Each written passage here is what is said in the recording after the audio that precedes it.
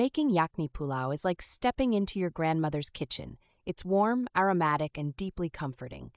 Rubika Kitchen's recipe captures that magic perfectly. The secret? Building layers of flavor, one step at a time. The base of Yakhni Pulao is yakhni itself, a spiced, fragrant broth that forms the soul of this dish. Think of it as the foundation of a house.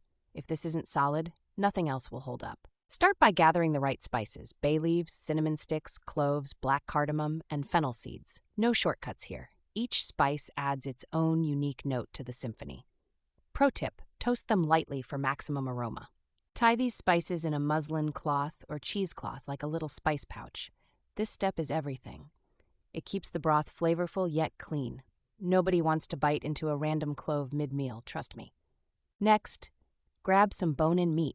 Ruby uses mutton, but chicken can work too if that's your groove. The bones are crucial. They thicken the broth and amp up the richness. More bones, more flavor. Simple math. Now simmer the meat with the spice pouch and water for a few hours. It's slow cooking, which means patience. The longer the simmer, the deeper the flavor. I'm talking a good 3 to 4 hours here for mutton. Ruby's pro tip: skim that froth off the top. It's impurities you don't want in your pulao. Crystal clear yakhni separates the amateurs from the pros. A quick task, but with massive returns. Strain the broth to remove the spice pouch and any stray bits.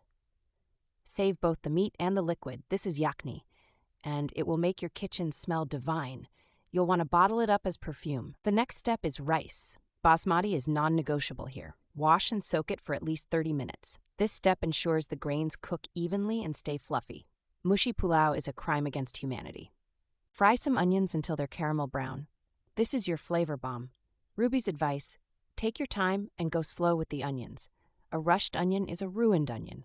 The darker the color, the deeper the taste. Mix the caramelized onions with the cooked meat, some yogurt, and fresh green chilies for a boost of heat. This is the pulao's core mix. Every bite later will remind you how important this step is. Combine the yakhni, rice, and the meat mixture in a pot. Cook on very low heat with a lid, trapping all that steam. This is called dum. It's like a sauna for your pulao.